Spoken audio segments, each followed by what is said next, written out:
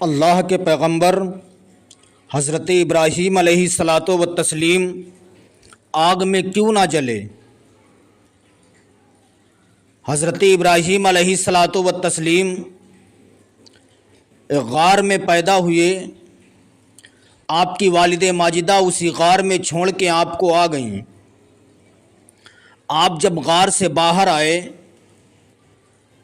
آپ کا چچا جس کا نام آزر تھا وہ بتوں کی پوجا کرتا تھا، بتوں کی پرستش کیا کرتا تھا۔ اللہ کے خلیل حضرت ابراہیم علیہ الصلاۃ والتسلیم نے اپنے چچا آزر کو سمجھایا کہ اے میرے چچا، ان بتوں کی پرستش نہ کرو، ان بتوں کو مت بیچو، اس لیے کہ یہ نفع اور نقصان کے مالک نہیں ہے۔ اگر پرستش کرنا ہے تو اس رب کی پرستش کرو جس نے ہمیں بھی پیدا کیا، تمہیں بھی پیدا کیا۔ آپ کا چچا بت پرست تھا، بتوں کی پرستش کیا کرتا تھا، آپ کی باتوں پر عمل نہیں کرتا ہے۔ یہ خبر پورے شہر میں مشہور ہو جاتی ہے کہ ایک ایسا بچہ ہے جو بتوں کی تکذیب کرتا ہے، بتوں کو برا بھلا کہتا ہے، بتوں کی پرستش کرنے سے منع کرتا ہے۔ یہ خبر نمرود لعین تک پہنچتی ہے۔ نمرود لعین نے حضرت ابراہیم علیہ السلام کو بلایا۔ بلانے کے بعد کہتا ہے، میں نے سنا ہے تم ہمارے معبودوں کی تکذیب کرتے ہو، ہمارے معبودوں کو جھٹلاتے ہو، انہیں برا بھلا کہتے ہو۔ ابراہیم علیہ السلام نے بے خوف و خطر جواب دیا، ہاں میں ان بتوں کی تکذیب کرتا ہوں، اس لیے کہ یہ بت پرستش کے لائق نہیں ہیں۔ اگر عبادت کرنا ہے تو اس رب کی عبادت کرو جو تمہارا بھی خالق ہے، میرا بھی خالق ہے۔ نمرود لعین نے کہا، تم کس خدا کی بات کرتے ہو؟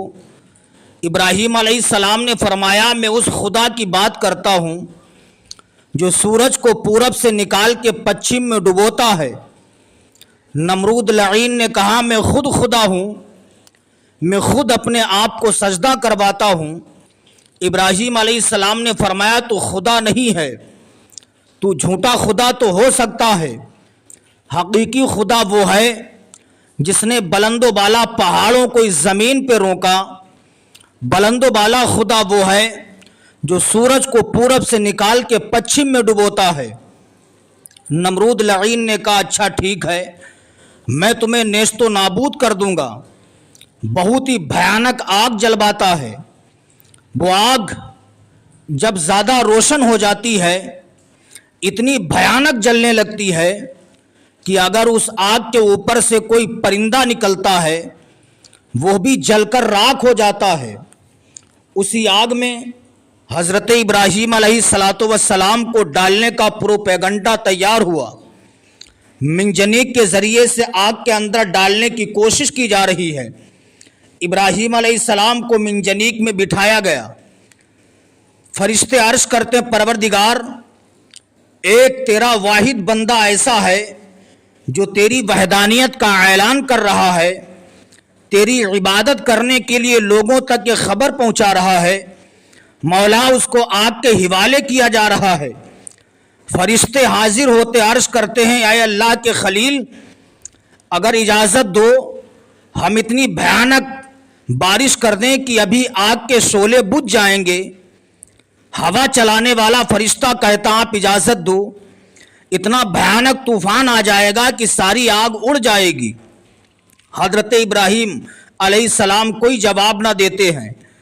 حضرت جبریل امین نے بھی کہا، حل لک حاجۃ یا خلیل اللہ، اے اللہ کے خلیل کوئی ضرورت ہو تو بتاؤ۔ ابراہیم علیہ السلام نے فرمایا، ضرورت تو ہے مگر کس سے؟ جس سے ہے وہ میرا رب دیکھ رہا ہے۔ ابراہیم علیہ السلام آگ میں گئے۔ اللہ نے آگ کو حکم دیا، یا نارو کونی بردوں و سلامن علی ابراہیم، اے آگ تو ابراہیم علیہ السلام پر ٹھنڈی سلامتی والی بن جا، इब्राहीम अलैहिस्सलाम तारीख गवाह है। इब्राहीम अलैहिस्सलाम आग में गए, अल्लाह ने आग को सर्द कर दिया। इब्राहीम अलैहिस्सलाम आग में जल नहीं रहे हैं बल्कि आग के अंगारों से खेल रहे हैं। सुबहान अल्लाह। ये मंजर नमरूद लईन की लड़की जिसका नाम रगफा था, छत के ऊपर से खड़ी देख रही थी कि इब्राहीम अलैहिस्सलाम आग के अंगारों से खेल रहे हैं। नमरूद लईन की लड़की ने कहा, है अल्लाह के बंदे, तुझे आग जला नहीं रही है, क्या मैं भी इसी आग में छलांग लगा दूं? इब्राहीम अलैहिस्सलाम ने फरमाया, नहीं, अगर तू आग में छलांग लगाएगी तो आग तेरे बदन को जला देगी। कहा, नहीं, मुझे कूदना है। इब्राहीम अलैहिस्सलाम ने फरमाया, लड़की सुन, अगर तू आग में आना चाहती है तो पहले कलमा पढ़ ले, ला इलाहा इल्लल्लाह इब्राहीम खलीलुल्लाह। लड़की ने कलमा पढ़ा, छलांग लगा दी। नमरूद लईन की लड़की छलांग लगाती है, आग में जाती, वो भी आग में जलती नहीं है। सुबहान अल्लाह। तो इब्राहीम अलैहिस्सलाम आग में जले क्यों नहीं थे? अल्लाह के फरिश्ते हाजिर थे। कोई कहता था हुक्म दीजिए मैं बारिश कर दूं, कोई कहता था हुक्म दीजिए मैं तूफान ला दूं, कोई कहता था कि आप हुक्म दीजिए मैं इस आग को फौरन बुझा दूं। इब्राहीम अलैहिस्सलाम ने उस वक्त मदद नहीं मांगी थी, इसलिए इब्राहीम अलैहिस्सलाम जानते थे कि मेरी पेशानी में जो नूर मोहम्मदी है, इस नूर मोहम्मदी के होते हुए आग मुझे जला दे, ये आग के अंदर हिम्मत नहीं है। सुभान अल्लाह। दूसरी वजह यह है कि ये मकाम खुल्लत था, मकाम सब्र व रज़ा था, इसीलिए इब्राहीम अलैहिस्सलाम ने मदद नहीं मांगी थी, वरना इब्राहीम अलैहिस्सलाम चाहते तो फौरन आग बुझ जाती। लेकिन आपने फरमाया था, जानता है वो मेरा रब्बे जलील, जानता है वो मेरा रब्बे जलील, आग में पड़ता है अब उसका खलील। एक दो दिन तक नहीं बल्कि 40 दिन तक अल्लाह के खलील हज़रत इब्राहीम अलैहिस्सलाम उसी आतिश कदे में रहते हैं, उसी में इबादत करते हैं, आग ही में अल्लाह की इबादत करते हैं, आग में ही अल्लाह का जिक्र करते हैं। इब्राहीम अलैहिस्सलाम एक दो दिन तक नहीं बल्कि 40 दिन तक उस आग में रहते हैं। 40 दिन के बाद जब आग से निकलते हैं, आपने मुल्के शाम सफर किया, 80 साल की आपकी उम्र शरीफ हो गई, कोई आपकी औलाद नहीं है। आपने 80 साल के बाद हजरत हाजरा से निकाह किया, रब की बारगाह में दुआ करते हैं, रब्बे हबली मिनस सालिहीन, ऐ परवरदिगार मुझे एक नेक लड़का अता फरमा दे। रब ने फरमाया, फबशरनाहु बिगुलामिन हलीम, अल्लाह ने बशारत दी एक नेक बुर्दबार लड़के की। 80 साल के बाद अल्लाह रब्बुल इज़्ज़त ने हजरत हाजरा के शिकमे अतहर से हजरत इस्माइल ज़बीहुल्लाह को अता फरमा दिया। ये शान है अल्लाह के खलील हजरत इब्राहीम अलैहिस्सलातो व तस्लीम की। अल्लाह रब्बुल इज़्ज़त ने हजरत इब्राहीम अलैहिस्सलाम से कदम कदम पर इम्तहान लिए। अल्हम्दुलिल्लाह वो हर मैदान में कामयाब व कामयाब हुए।